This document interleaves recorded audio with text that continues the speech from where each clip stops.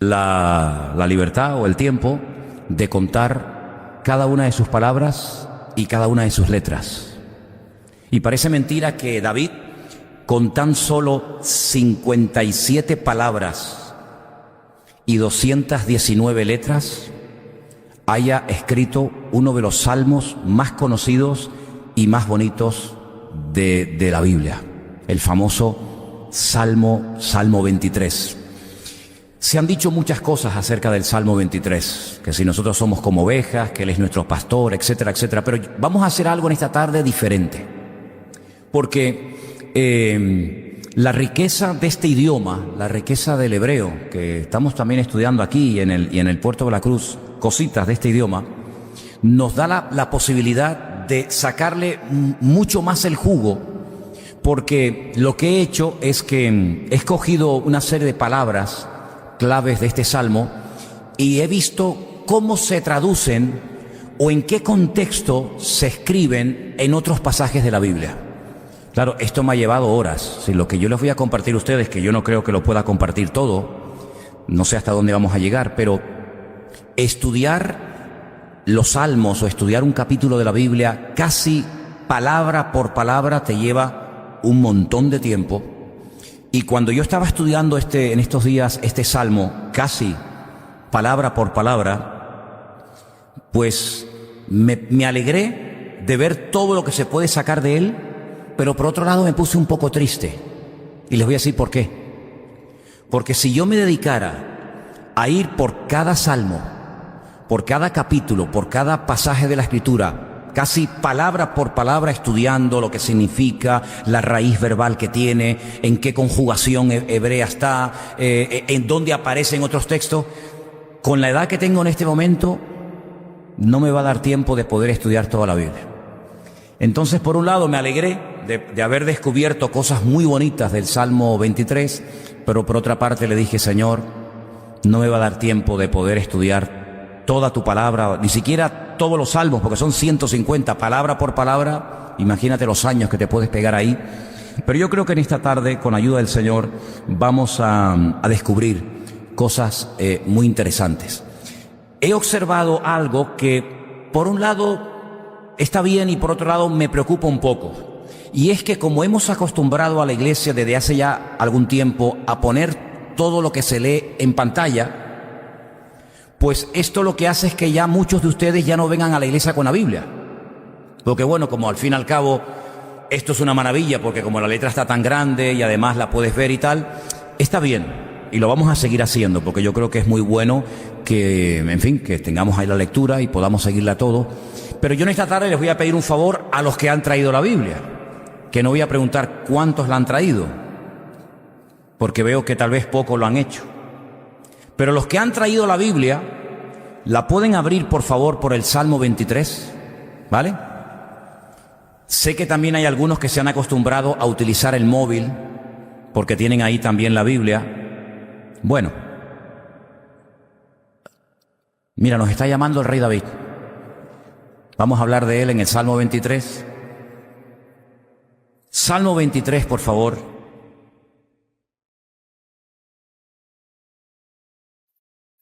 El Salmo 23 dice, hay un título que los hombres le han puesto, ese título no está en el texto original, pero pone arriba, Salmo de David. Y el versículo 1 arranca con, el Señor es mi pastor. ¿Lo veis? ¿Sí o no? Bueno, en el texto que ustedes tienen ahí delante, ese Salmo de David sí forma parte del versículo 1, ¿vale? Entonces el Salmo empezaría diciendo, Salmo de David, y sigue el versículo 1, el Señor es mi pastor, etcétera, etcétera, ¿de acuerdo? Ahora, yo he escogido algunas palabras que para mí son claves de este Salmo. Por ejemplo, la palabra pastor. Sería, tengo aquí un puntero, espero que esto funcione. La palabra pastora es esta, ¿la veis ahí?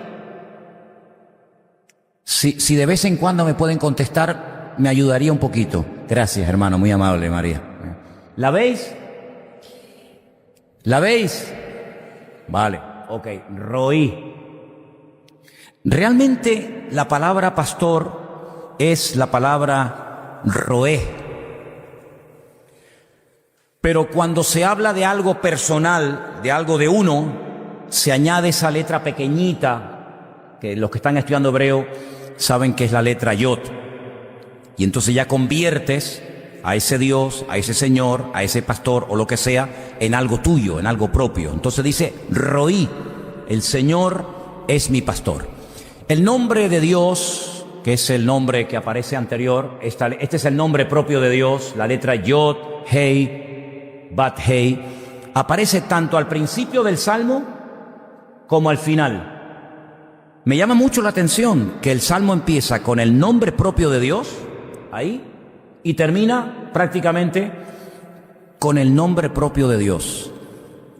Algo que me ha llamado la atención, y los que están estudiando hebreo saben de lo que voy a hablar, en hebreo existen dos letras M. Se llama Men, la letra M en hebreo se llama Men. Y hay dos tipos de M, una que es abierta y una que es totalmente cerrada. Y mira qué curioso, perdón, que el Salmo 23 aparece con la M, Mitzmor, ahí pone Salmo, con la M abierta, la primera letra, y la última letra del Salmo 23 es esta. ¿La veis? ¿La veis? Gracias. Es la letra Men, pero cerrada. ¿Será casualidad? ¿Tendrá alguna explicación? Por supuesto que todo tiene una explicación en la Biblia. No hay nada que sea casual. Empezamos y terminamos con Dios. Y todas las enseñanzas que vamos a recibir a través de este hermoso salmo, las tenemos que interiorizar, porque vamos a descubrir aspectos de la esencia de Dios en este salmo realmente increíbles.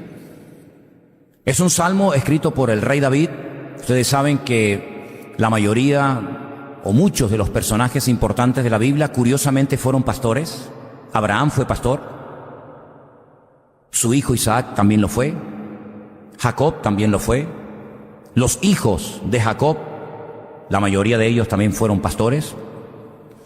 Tenemos al rey David, que también fue pastor de ovejas antes del rey de Israel. Por lo tanto, eran personas que este mundo de la ganadería, sobre todo las cabras y las ovejas, lo conocían perfectamente.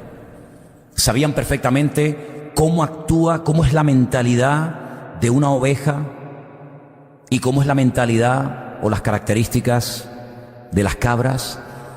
Y aunque son animales aparentemente parecidos, la conducta, el comportamiento de una cabra y de una oveja no tiene absolutamente nada que ver.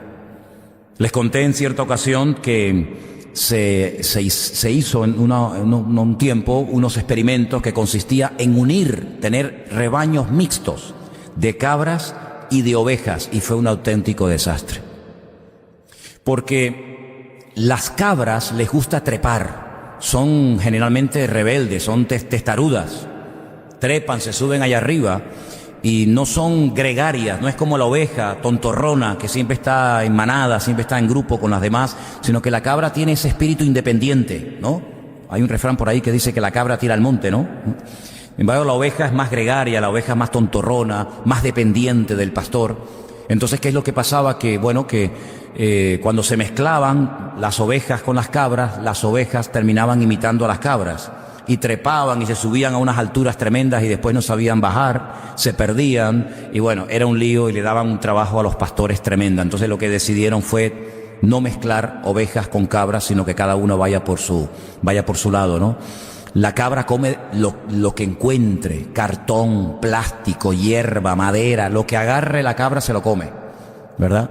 Sin embargo, la oveja es más selectiva, más delicada. Una oveja cae, por ejemplo, en el agua y si es tiempo de lana, que aún no la han esquilado, se muere porque se le empapa la lana con el agua y se le duplica o triplica el peso y se ahoga porque apenas sabe nadar. La cabra, digamos que no es tan dependiente aparentemente del pastor. El pastor tiene que estar más veces detrás de las cabras. Sin embargo, con la oveja es al revés. La oveja generalmente sigue al pastor y el pastor muchas veces tiene que seguir a la cabra, ¿no? Por eso yo pregunto, ¿A quién te pareces tú más? ¿A una cabra o a una oveja? En fin, tú verás, ¿no? No le preguntes a tu marido, a tu esposa, no sea que te lleves una sorpresa con la respuesta, ¿no? Pero lo que me llama la atención de esta palabra pastor tiene una raíz muy interesante y la estuve buscando en diferentes pasajes de la Escritura. Y hay un texto que está en el libro del Génesis, capítulo 16, versículo 14. No hace falta porque claro, si a lo mejor lo pones va a perjudicar eso ahí, pero bueno, como quieras. En Génesis capítulo 16, versículo 14, hay un versículo muy interesante donde aparece la palabra roí, que es la palabra mi pastor. Y déjame que te lo lea, presta atención. Dice así: por lo cual llamó al pozo, pozo del viviente que me ve. Pozo del viviente que me ve. Pozo es ver, viviente es la hay, que me ve, que me observa, es roí. Así que en el Salmo 23, la palabra roí la traducen como mi pastor, pero en Génesis 16:14 la traducen como el que me ve, el que me observa. Y hay otro pasaje tremendamente interesante en la Escritura que marcó en el mundo espiritual un antes y un después, y es lo que se llama la Akedah, cuando Abraham coge a su hijo de casi 40 años. Maestras de escuela dominical, tengan presente este dato, porque a veces he visto en fotografías o en póster o en cuadros de la escuela dominical a un niñito, casi a un adolescente, ¿verdad? Que su papá lo lleva y lo pone sobre un altar y ese niñito es Isaac y el papá, un señor muy anciano, es Abraham. Pero realmente la realidad no fue así. La realidad es que Isaac se calcula que ya podría tener casi 40 años de edad. Y por eso cuando dice la Biblia, y ambos iban juntos, los dos iban juntos, es que Isaac sabía lo que se exponía. Isaac no era tonto. Isaac sabía perfectamente en qué consistía un sacrificio. Un sacrificio no era solamente subir a un monte, levantar un altar de piedras, prenderle fuego a la madera y nada más, sino que un sacrificio no era sacrificio si no había una víctima, si no había un animal inocente, fuera oveja, cabra, buey o lo que correspondiera en el momento, ¿no? Y por eso él le pregunta a su padre, y dice, oye padre, que llevamos 3 días caminando, venimos desde el sur de Israel, desde la ciudad de Beer-Sheba. Beer, esposo, Sheba, hoy se aprendieron algunos nombres, que Sheba, 7, ¿no? La ciudad de los 7 pozos, y venimos 3 días caminando y veo que llevas leña, llevas brasas, llevas fuego, ¿verdad? Las hemos avivado por el camino, llevas el cuchillo, pero una pregunta, ¿y el cordero, el holocausto, la víctima? Y entonces el padre le dice, el Señor proveerá. Dice en el texto en Génesis, Adonai Jireh. Pero realmente no dice proveerá, sino que vuelve otra vez a aparecer con otra conjugación la palabra roí, que en el Salmo 23 la traducen como mi pastor. En el libro de Génesis, capítulo 16, te lo acabo de leer, aparece como el pozo del viviente que me ve, como el que me observa.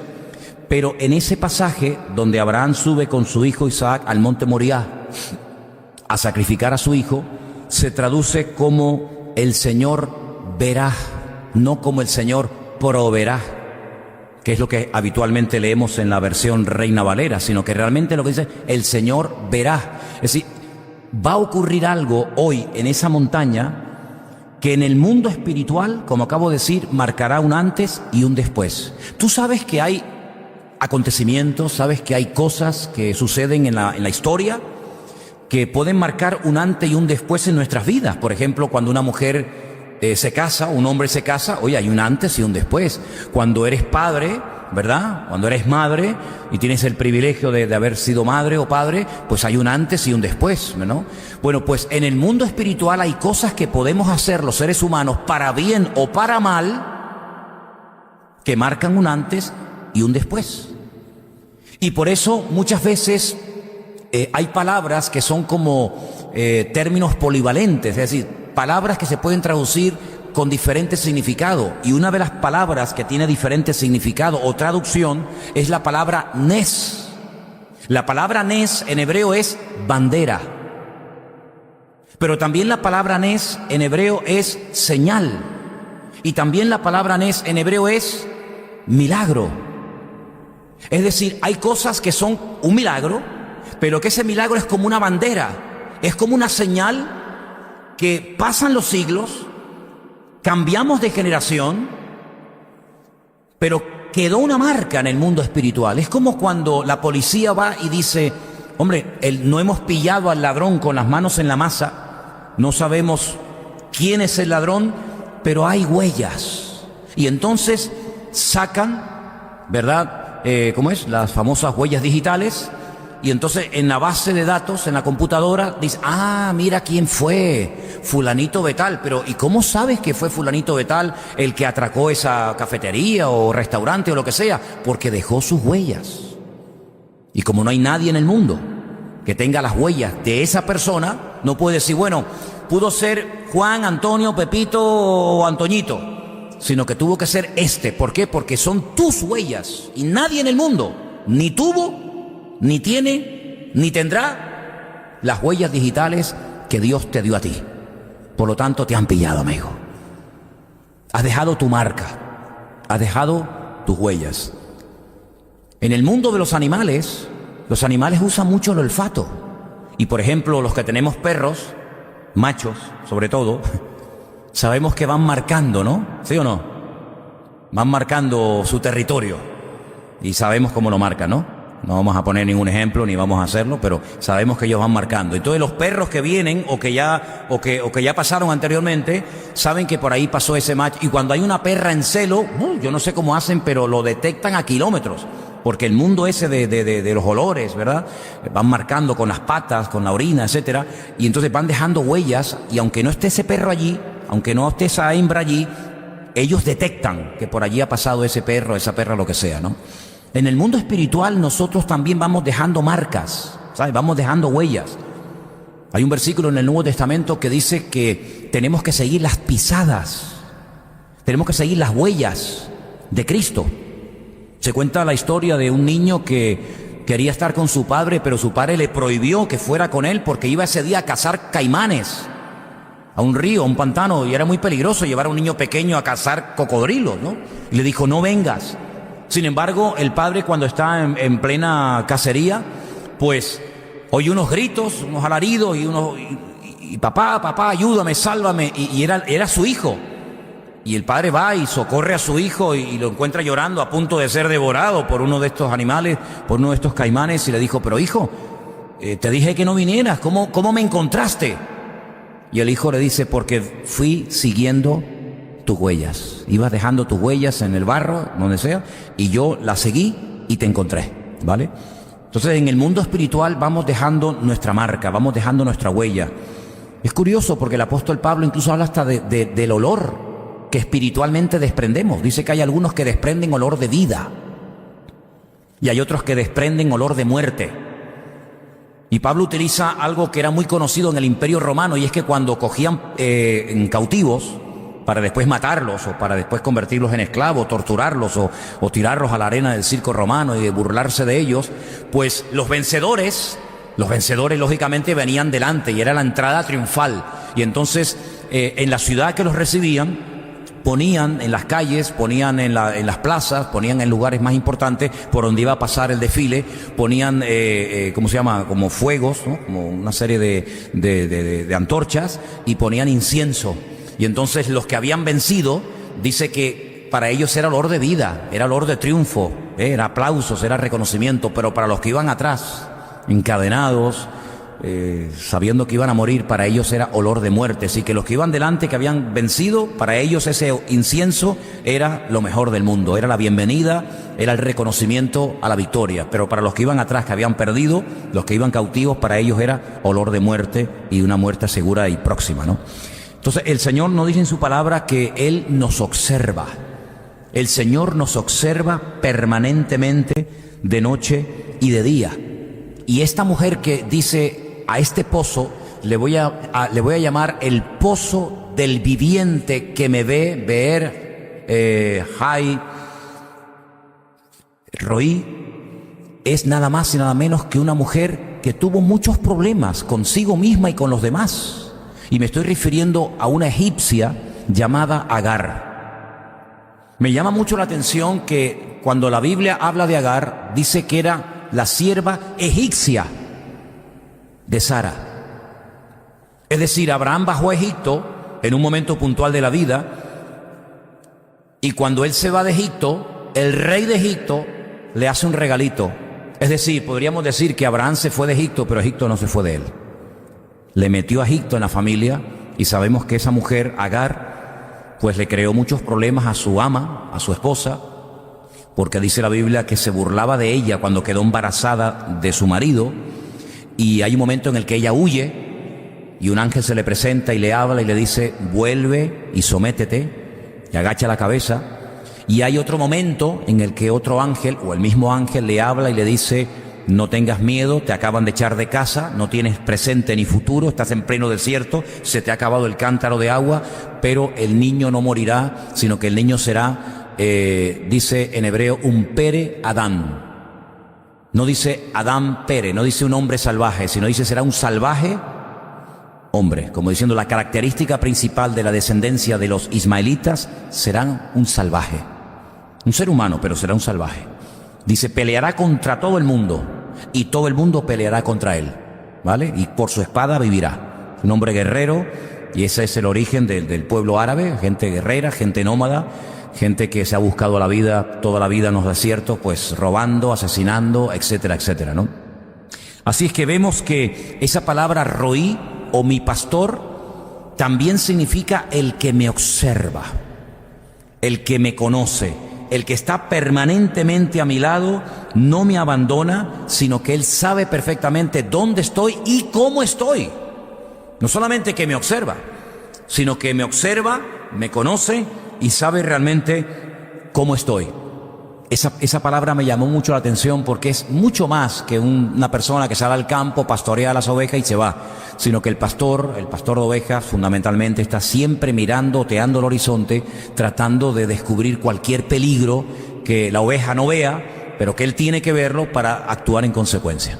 La segunda palabra que analicé, vamos a poner otra vez el texto, es en hebreo, es una palabra que es la palabra menujot, y la encontramos en el versículo 2. En el versículo 2 tenemos Mismor de David, Adonai Roí, Lo Exar, Binot de Sheb, ¿ya? Y tenemos la palabra esta, menujot. En español esa palabra se ha traducido por la palabra reposo. No sé cómo dice el versículo 2, si alguien me puede leer el Salmo 23:2. El Señor es mi pastor, nada me faltará, en lugares de delicados pastos me hará descansar, me hará reposar. Ok. En aguas de reposo, habla de aguas de reposo, en aguas tranquilas.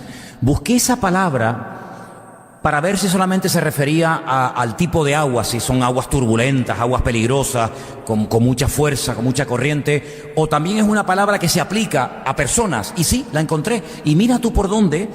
Hay un hombre en la Biblia que por la forma como vivía, por la forma como actuaba, su personalidad, era un hombre que se conoce como Ish Menujá, un hombre pacífico, un hombre tranquilo. Y vamos a ir a Primera de Crónicas, capítulo 22, el versículo 9. Primera de Crónicas, capítulo 22, versículo 9. Si alguien quiere buscarlo y leerlo en altavoz, sería estupendo. Primera de Crónicas, capítulo 22, versículo 9. ¿Alguien lo tiene? ¿Alguien lo quiere leer? Fíjate qué interesante. Se le está profetizando al rey David que va a tener un hijo que será un Ish Menujá. Es la misma palabra que aparece para reposo o para aguas tranquilas, porque dice que sería un hombre tranquilo. Y a ese hombre tranquilo, a ese hombre pacífico, es al que el Señor le dio el privilegio de poder construir el primer templo, el famoso templo de Jerusalén. Su padre era completamente diferente. La personalidad, el estilo de vida de David era totalmente diferente. Pero sin embargo vemos que es un término que no solamente se utiliza para hablar de aguas tranquilas, ¿verdad?, sino que también es un término que se utiliza para hablar de personas que tienen esa característica, gente tranquila, gente pacífica, gente que no tiene ese espíritu guerrero como el que tenía David. No vemos nunca a Salomón yendo a la guerra. Salomón era un hombre que se dedicó a otro tipo de cosas, ¿verdad? Y fue precisamente a esa persona con esa característica a la que Dios utiliza para algo que David no podía hacer. Y esto me llama mucho la atención, porque uno dice, bueno, es que esta persona es muy parada, no es espabilado. El otro sí, el otro tiene un carácter, un temperamento, pero te das cuenta que en la Biblia hay lugar para todo el mundo. Hacía falta un David. David no podía ser un tipo parado, un tipo que se venía abajo por cualquier cosa. David era un hombre con un carácter, con un temperamento, pero era el tipo de persona que hacía falta pues para dominar a los enemigos, para que después, cuando naciera su hijo Salomón, hubiera paz, hubiera calma, y él a su vez fuera un hombre pacífico y tranquilo, ¿verdad? Sobre todo que meditara. Fíjate la cantidad de cosas de las cuales habló Salomón, hasta de las hormigas. Oye, para hablar de las hormigas, este hombre estaría, claro, como no iba a la guerra, pues se iba al campo a ver las hormigas. David no se iba a parar nunca a ver las hormigas, porque es que no tenía ni tiempo, ni sabía que existían las hormigas, ¿verdad? Sin embargo, Salomón habla de las hormigas, habla de las arañas. Salomón escribe un libro de Proverbios que es una maravilla. Salomón escribe un libro llamado el libro de Coelet o el libro de Eclesiastés, donde él reflexiona sobre la vida, gente que fue muy famosa y que muere con ningún reconocimiento, gente que no fue famosa pero que le dan una pompa al morir que no le dieron en vida. Sí, es un hombre que se rompe la cabeza, y entonces vemos en la Biblia que hay personas impulsivas, personas melancólicas, personas flemáticas, personas sanguíneas, y hay lugar absolutamente para todo. Porque esa palabra menujá o menujot aparece hablando acerca de la personalidad o hablando de la vida también de Salomón. Hay otra palabra que me llama la atención y es la palabra yenagení. La palabra yenagení es una palabra que dice en el texto en español, Él me guiará por sendas de justicia. Quiero pedirle a dos de ustedes que me busquen Éxodo 15:13, por favor, y otra persona, Segunda de Crónicas 28:15. Repito, alguien que me lea Éxodo 15, versículo 13, y otra persona que me lea Segunda de Crónicas 28:15. Cuando alguien tenga el texto de Éxodo, María, por favor, ¿me lo puedes leer? Si la forma como Dios guió al pueblo de Israel es la misma palabra que utiliza David para hablar acerca de cómo individualmente Dios nos va a conducir, Dios nos va a guiar a cada uno de nosotros. Es decir, hay un matiz muy importante en la Biblia. Una cosa es cómo Dios dirigía al pueblo a nivel de masa, y otra cosa es la forma individual como Dios dirige a cada uno de sus hijos.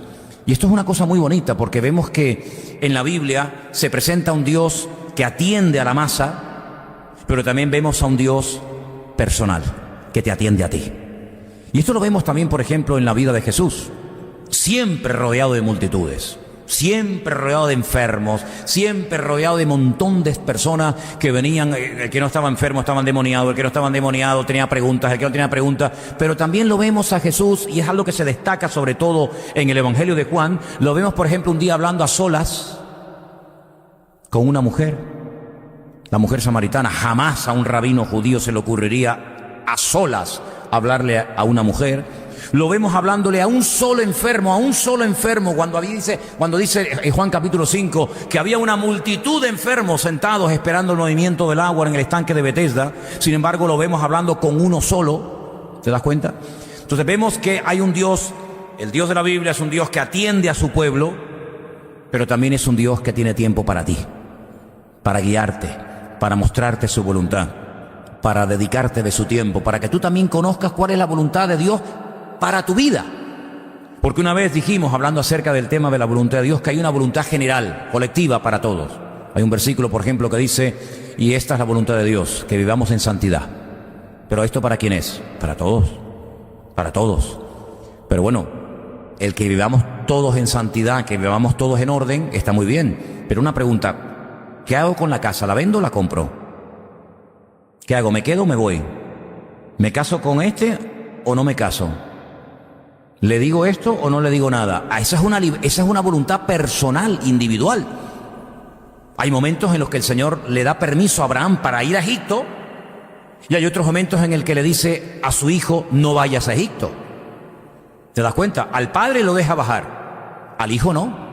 Entonces hay una voluntad para todos en general, pero luego hay una voluntad personal, individual, para cada uno de nosotros. Y esto lo vemos en el Salmo 23. Él me guiará, pero a mí, personalmente, aparte de que va a guiar al pueblo y nos va a ayudar a todos, pues aparte de eso, el Señor me va a guiar a mí también, personalmente. Por eso, si necesitas dirección en tu vida, si necesitas una palabra específica para tu situación particular, puedes hablar con el Señor, puedes desahogarte con Él, porque Él también te va a guiar a ti. ¿Cuántos dicen amén?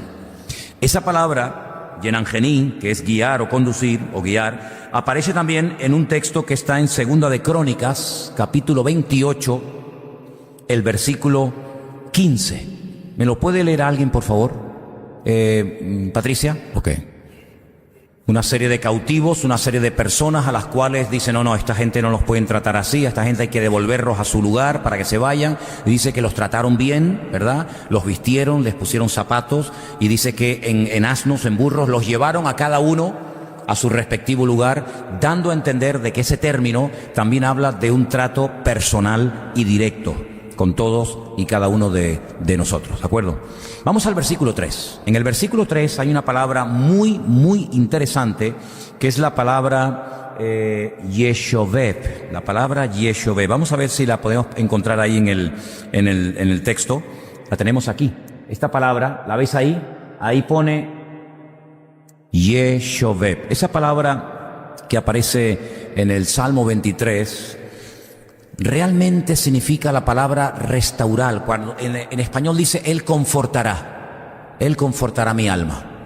Esa es la palabra que se emplea en la Biblia para restaurar, y es la palabra que más datos he podido encontrar acerca de ella.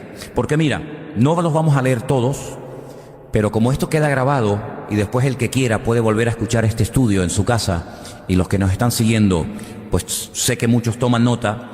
Déjeme decirles que, por ejemplo, en el capítulo 29, versículo 3 de Génesis 29, 3, la palabra Yeshoveb aparece como volver a colocar algo en su sitio. Lo he movido, pero lo vuelvo a dejar en su sitio. Eso es Yeshoveb. Cuando tú coges algo y lo pones de aquí para allá, pero ese no es su sitio. Vuelva usted a poner esto en su sitio, eso es Yeshoveb. Y ahí se habla de una piedra. Dice la Biblia que había una piedra enorme que la ponían en la boca del pozo de agua en el cual bebían los rebaños, la quitaban, bebían, y para que no entrara tierra ni se cayera nadie, Yeshoveb, la volvían otra vez a colocar en su sitio. Esa palabra se utiliza para poner las cosas en el sitio que tenían que estar. Génesis 14, 16... también se emplea ese término para recuperar personas.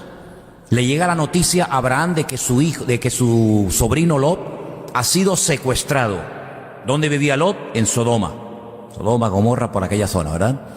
Y dice que se lo han llevado cautivo. Una serie de reyes terribles se lo llevan, y Abraham coge a sus 300 siervos, los arma, les da armas, se va hasta Dan. Dan es el norte de Israel, es lo más al norte. Esa expresión que aparece tanto en la Biblia, que dice desde Dan hasta Beersheba, es como decir de norte a sur, de punta a punta, ¿sí? Pues bueno, pues dice, no contento con esto, dice que se va hasta el norte de Damasco.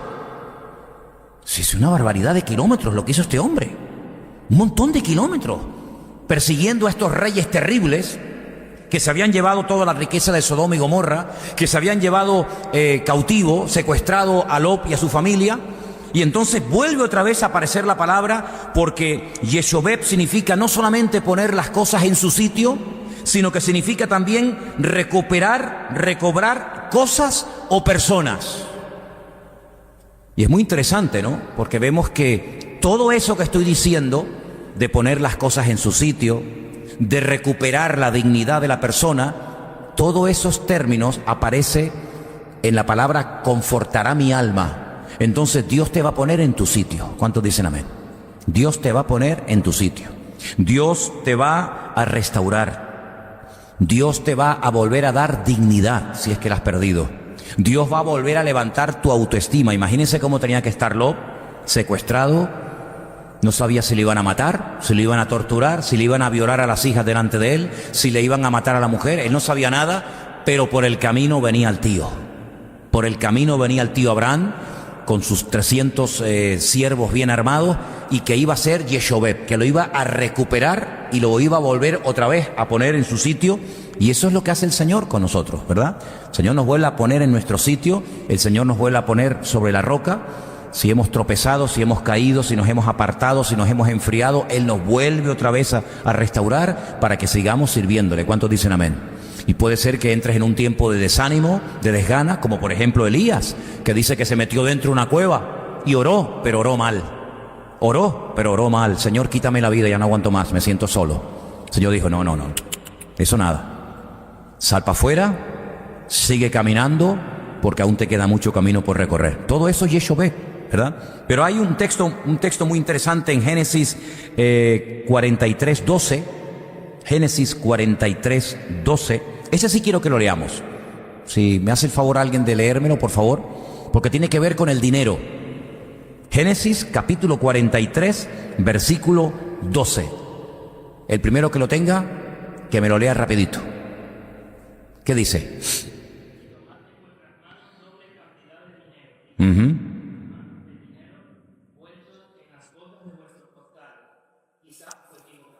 ¿Conocéis esa historia? ¿Conocéis la historia de cuando los hijos de Jacob bajan a Egipto y compran comida para llevar a Canaán, y cuando llegan por el camino dicen, ¡ay! Dentro del saco está el dinero, no los han devuelto. Entonces cuando el padre dice, no, pero esto ha sido un fallo, no puede ser. Entonces bajan a Egipto para comprar comida, pagan, y ahora resulta que todo el dinero está dentro de las bolsas.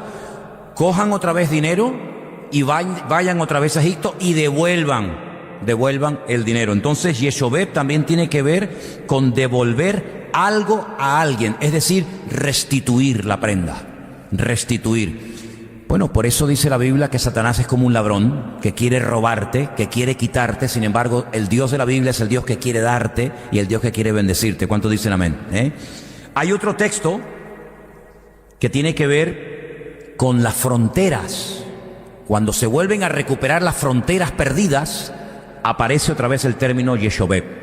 Los versículos serían Segunda de Reyes 14:25 y también Isaías 49:6. No lo vamos a leer porque este es un estudio muy largo, muy profundo, que si leemos versículo por versículo se nos va a ir demasiado el tiempo, pero ustedes pueden volver otra vez a escucharlo en casa y leerlo tranquilamente.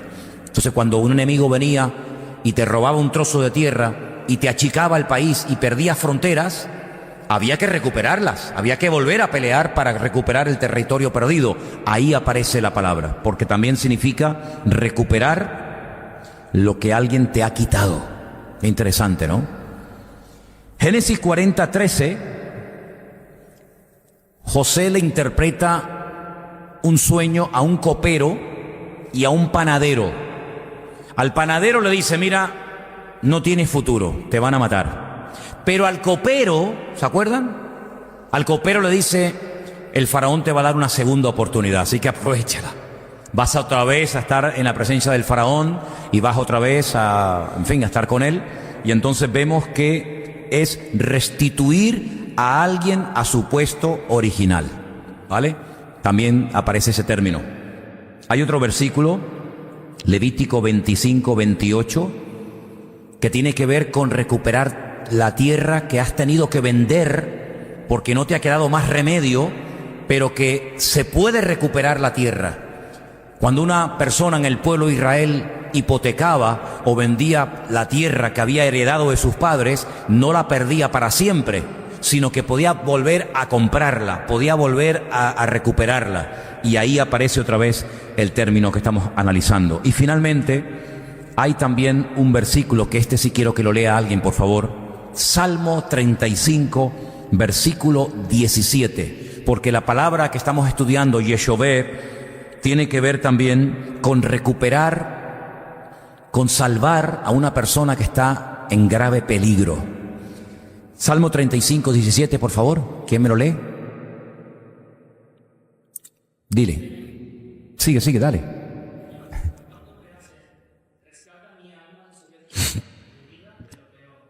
Si podemos pedirle al Señor que nos proteja de peligros que conocemos, pero cuidado, hay muchos peligros de los cuales yo creo que nos ha salvado el Señor y no nos hemos dado ni cuenta. Porque a veces podemos decir, oye, el Señor me libró el otro día que me caí, me podía haber matado. El Señor me cuidó. O tuve un accidente de coche y, ¡wow!, gloria a Dios, mira, lo puedo contar. Eso es lo que tú sabes. Pero de cuántas cosas, queridos hermanos, nos habrá librado el Señor y no nos hemos dado ni cuenta. ¿Te imaginas que una persona un día nos quiso matar y venía dispuesto a matarnos? ¿Tú no te enteraste? Pero esa persona por el camino tropezó, se cayó y se mató. Tú no sabes nada, pero cuando lleguemos a la presencia del Señor, créame, yo estoy convencido de que el Señor nos va a dejar a todos con la boca abierta y nos va a mostrar. ¿Te acuerdas el 14 de mayo de 1987? ¿Dónde estaba? No. O mira, estabas en la playa. ¿Sabes que había un tiburón blanco a 5 metros de ti? ¿Cómo? Tú no lo viste, pero cuando iba hacia ti, no sé lo que le pasó, le dio un ictus. Le dio un ictus al tiburón y se quedó así, patas arriba, tú ni lo vi, bueno, aletas arriba. Tú no te enteraste, pero ese día tú podías haber muerto. Oye, Señor, pues gracias porque no me enteré, pero es verdad. Entonces, hermanos, nosotros estamos protegidos por la mano del Señor 24 horas al día. Llevo una semana, ya al final ya le dije a Elena, por favor, échame una mano, porque es que ya no sé cómo salir de esto. Me llaman todos los días a la misma hora para darme una oferta de una compañía para el funeral. Buenos días. ¿Con qué compañía tiene usted? Digo, no, porque tenemos una oferta, tenemos una caja muy económica y digo, pero mire, señorita, es que no me interesa la caja ahora mismo. No, pero es que es una oferta, que no, mire, que no. Al día siguiente me vuelve a llamar otra. Mire que tenemos una oferta de funeral muy económico, muy bonito, con unas flores, que no, mire, que sinceramente que no me interesa. ¿Sabe qué, hermano? Nosotros tenemos la mejor compañía, el mejor seguro del mundo, y es el Señor, que es nuestro pastor. ¿Cuántos dicen amén? Gloria a Dios. Dile a tu hermano, tranquilo, que el Señor nos está cuidando. Díselo. Tranquilo, que el Señor nos está cuidando. Quiero analizar una palabra más. Hay muchas más, No estoy terminando el estudio de hoy, pero hay una palabra más, que es la palabra Yangení. ¿Podemos poner ahí el texto? La palabra Yangení, donde dice en el texto español, me guiará, ¿vale? Me guiará por senda de justicia, ahí. Yangení. Esa palabra, Yangení, quiero que vayamos a un pasaje de la Biblia, Génesis 24, 27, porque ahí aparece una persona que ayer cuando yo hablaba de él en la clase de hebreo en el Puerto de la Cruz, oye, se me encendió en ese momento la lamparita y dije algo que yo no tenía pensado decirlo, pero me acuerdo lo que dije y lo quiero decir esta noche. ¿Ustedes se acuerdan de un personaje llamado Eliezer? Es un nombre compuesto. Elí significa mi Dios. Ezer significa ayuda. Mi Dios es mi ayuda. Qué nombre tan bonito, ¿no? Eliezer. Bueno, resulta que un día Abraham, que era el hombre más rico del mundo, el hombre más rico de la tierra, era Abraham, el que había salido de Ur de los Caldeos, ¿se acuerdan, no? Pues este hombre un día dijo, Señor, no me has dado prole, no me has dado un hijo, no tengo descendencia. Toda la fortuna que tengo, las ovejas, las cabras, los camellos, los criados, etcétera, etcétera, se los va a quedar este Damaseno, se ve que era de Damasco, ¿no? Se los va a quedar su hombre de confianza. ¿Quién era? Eliezer. Al no tener hijo varón, bueno, ni varón ni hembra, pues no me va a quedar más remedio que darle la herencia a mi criado, porque no tengo descendencia. Ahora tú imagínate un criado que por ser fiel a su señor, a su amo Abraham, se iba a convertir con el paso del tiempo en el hombre más rico del mundo. porque su amo era rico, y aunque él era un siervo, aunque él era un criado, cuando su amo muriera, él iba a ser el heredero de toda la fortuna de Abraham. ¿Me siguen? Pero resulta que Abraham lo que quería en el fondo era tener un hijo. ¿Lo tuvo o no? Claro que lo tuvo. Y ese hijo que iba a heredar la fortuna de su padre se llamó Isaac. Y ahora Eliezer coge una depresión, se enfada, quiere matar al niño, no lo puede ver en pintura. ¿Estoy diciendo la verdad? No para nada. Él podía estar hundido, pues decir, bueno, y ahora me quedo sin nada. Ahora nació este y se va a llevar toda la fortuna que iba a ser para mí. Pero él entiende que bastante privilegio es ser el hombre de confianza, el siervo de confianza del amigo de Dios, en este caso de Abraham. Por lo tanto, él no le coge envidia al niño. Al contrario, él quiere que el niño sea bendecido, que el niño sea próspero, que el niño tenga lo mejor, incluida la mejor mujer de la tierra. Y mira tú por dónde que al ver que no cambió su actitud de ser un hombre, decir, voy a ser rico, lo voy a tener todo, a decir, no voy a tener nada, porque ahora se lo va a llevar el niño. Fíjate cómo no cambió de actitud, sino que se mantuvo bien, se mantuvo fiel, que un día el amo lo llama y le dice, Eliezer, ven para acá. Quiero que le busques una mujer a mi hijo. Claro, Eliezer podía decir, le voy a buscar la más fea, la peor, para que terminen divorciándose, separados y al final todo me vuelva a mí. No. Sino que él ora al Señor y le dice, Señor, guíame. Es la palabra que estamos analizando, Yangení, guiar, conducirme. Quiero que me guíes al lugar donde viva esa mujer. Ahora, ¿dónde está? Ay, amigo, ¿dónde está?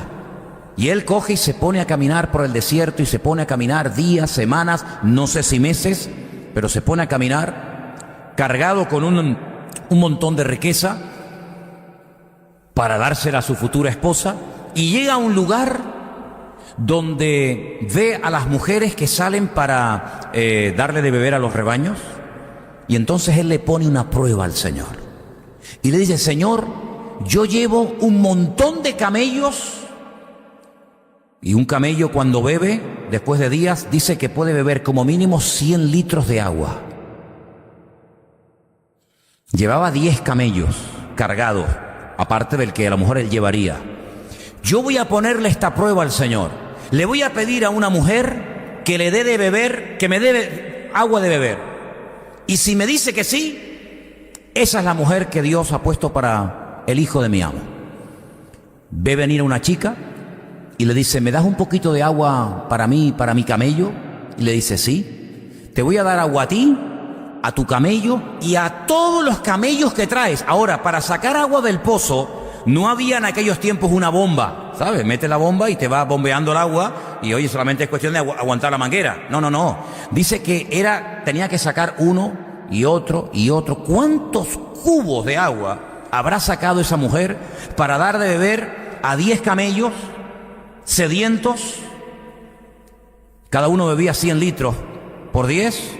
Son 1000 litros de agua. Intenta un día en tu casa, con un cubo, sacar 1000 litros de agua. Es una barbaridad. Oye, te termina doliendo aquí, la cintura, la cadera, la artrosis, la artritis, todo te va a doler. Y dice que él estaba asombrado, porque decía, yo en mi vida he visto una mujer tan amable, que no se queja, que no le he pedido que le dé de beber a mis camellos, pero ella se ha ofrecido. Esta tiene que ser. Su hermano se llamaba, ¿cómo? Labán, blanco.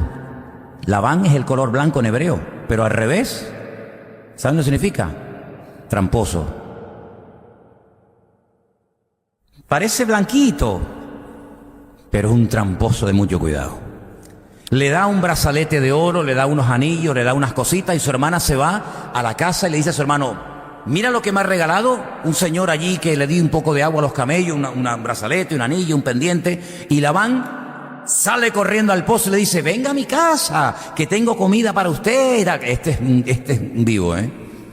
Y todos sabemos, ¿verdad?, la debilidad de Labán. Bueno, pues esa forma sobrenatural como el Señor guió a Eliezer, esa es la forma sobrenatural como el Señor nos va a guiar a todos individualmente en todas las necesidades que tengamos a lo largo de nuestra vida. ¿Cuántos dicen amén? Quiero que lean después en casa Isaías 58:11, donde aparece también la palabra Yangení, y ahí habla de pastorear, atender individualmente la necesidad de la persona. En el texto español dice, Él me guiará, pero guiar es cuidarme, pastorearme, atenderme. Y mira, y habrá momentos en los que el sentido común, la experiencia, pues más o menos te ayudará en la vida para saber qué tienes que hacer, pero seamos sinceros, ¿verdad que pueden presentarse momentos en nuestra vida en la que no sabemos qué hacer? Digo, Señor, yo no sé qué hacer. Yo no sé si mandártelo o que te lo lleves. Yo no sé lo que hacer, pero en esos momentos, párate. Entra en tu aposento y cierra la puerta. Y tu Padre que te ve en secreto, te recompensará en público. Dile, Señor, no sé lo que hacer con mi matrimonio. No sé lo que hacer con mi hijo. No sé lo que hacer con los estudios. No sé lo que hacer con esta relación, no sé lo que hacer con esto, con aquello, da igual, me puedes poner todos los ejemplos que tú quieras. Tú no sabes lo que tienes que hacer, pero hay alguien que sí sabe lo que tienes que hacer, y ese es nuestro Dios. ¿Cuántos dicen amén? Hoy leía una frase, Elena me mostraba una frase muy bonita, que decía, en esta situación en la que estás, mira, como máximo, tienes un 1% de probabilidades de que te salga bien. Y la persona respondía y decía, ay, qué bueno, pues si tengo un 1% de probabilidades de que me salga bien, tengo un 99% de fe que el Señor me puede bendecir. ¿Te das cuenta? Es decir, no es que voy a echarle una mano a Dios, como a veces ha ocurrido en la Biblia, personas que no sabían qué hacer. Tú me has prometido un hijo y no viene, y pasa un año, pasan 2, pasan 20, pasan 30 y el niño no viene, ¿qué hago? Y la mujer le dice, bueno, pues no sé, acuéstate con Agar a ver si a través de ella viene descendencia. Lo hace y el Señor le dice, este no es el hijo de la promesa, esto es lo que tú has hecho en la carne, pero no me has dejado a mí obrar. O sea que tú te has adelantado, tú te has precipitado y has metido la pata. Y lo mismo le pasó a Moisés, que salió un día a dar una vuelta por Egipto. Y dice la Biblia que vio a alguien que estaba maltratando a un paisano suyo y se levanta y lo mata. Y entonces al día siguiente sale otra vez por la calle y que hay 2 hebreos peleando y los quiere separar, y uno de ellos le dice, ¿me quieres matar a mí también como ayer mataste al egipcio? Y entró en pánico y salió corriendo y se fue 40 años al desierto. Ya perdió la esperanza, ya perdió la ilusión, ya era un hombre de 80 años y ahora el Señor lo llama y dice, ahora es cuando tienes que volver a Egipto. Sí, hace años atrás tú eras el que dirigías tu vida. Hace años atrás tú eras el que organizabas, el que hacías, el que vendías, el que para aquí, para allá. Ahora soy yo el pastor de tu vida. Y eso a veces al hombre, a los seres humanos, les cuesta mucho tiempo aprenderlo. Porque como se han acostumbrado toda la vida a abrirse camino, como han sido toda la vida un peleador, una persona que se ha buscado camino, una persona que ha hecho de todo, pues después cuando se convierte a esa persona, le cuesta estar quieto y decir, Señor, ¿qué quieres que haga? Por eso el Señor tuvo que tirar a tierra a Pablo, porque Pablo era un hombre que sabía cómo hacer las cosas en la vida, pero para servir al Señor, a veces la experiencia, a veces el sentido común o lo que hemos hecho en el pasado no sirve para nada. A veces es peor, porque lo que nos quiere llevar el Señor al Salmo 23, y lo vamos a ir viendo semana tras semana, es a un grado de dependencia, porque no hay animal más torpe y más dependiente del humano como la oveja. No tiene ningún sentido de orientación, la vista es pésima, el olfato prácticamente inexistente. Es un animal que se asusta por cualquier cosa, es un animal que no puede perderse y volver solo, no tiene ningún sentido de la orientación, como puede tener un perro o una paloma o lo que sea. Es un animal torpe, es un animal que depende totalmente del pastor. Pero es que precisamente a ese nivel nos quiere llevar el Señor, a un grado en el que digamos, Señor, guíame tú, porque yo estoy seguro que si tú me guías y si tú me llevas, las cosas van a hacerse bien. Pero si yo lo voy a hacer a mi manera, puede ser que otra vez me equivoque. Y yo creo que tenemos que llegar a un punto en el que tenemos que estar cansados de equivocarnos, cansados de aprender a base de errores y de palos, cansados de tropezar y decir, ay, otra vez metí la pata. Pues no caigas tanto. Pídele al Señor que te guíe, que tome el control de tu economía, que tome el control de tu matrimonio, que tome el control de tu ministerio, que tome el control en definitiva de tu vida, y vas a ver cómo el Señor te va a guiar de una forma perfecta y maravillosa, como lo hizo por ejemplo con Eliezer, y como lo hará con todo hombre y mujer que le busque en espíritu y en verdad. Amén, hermanos. Vamos a orar. Por favor, cierra tus ojos. Seguiremos, Dios mediante, analizando palabras y conceptos bonitos de este hermoso Salmo 23, pero vamos a dejarlo hoy aquí. Les recuerdo a todos ustedes que esto queda grabado para que después con tranquilidad en casa puedan volver a escucharlo y leer los textos que hoy nos han leído, y te va a enriquecer mucho el ir casi palabra por palabra, término por término, descubriendo, analizando la profundidad, la riqueza de su palabra. Te damos gracias, Señor, en esta tarde por el privilegio que nos das de conocerte a través de tu palabra. Te damos gracias, Señor, porque tú eres el que abre nuestros ojos y nos das oportunidades de crecimiento y de aprendizaje, y nos permites conocerte mejor, cómo actúas, cómo obras, cómo guías, cómo consuelas, cómo restauras la vida del ser humano. Señor, que a través del estudio y meditación de este hermoso Salmo 23 podamos descubrirte y podamos conocerte cada día mejor. Y te damos gracias, Señor, por esta oportunidad y privilegio de poder madurar y de poder acercarnos a ti. Gracias, Señor, te pido que nos ayudes y nos des entendimiento y memoria para poder retener lo aprendido. A ti la gloria y la honra, en el nombre de tu amado Hijo Jesús. Amén. Jesús. Amén. Jesús. Amén. Jesús. Amén. Jesús. Amén. Jesús. Amén. Jesús.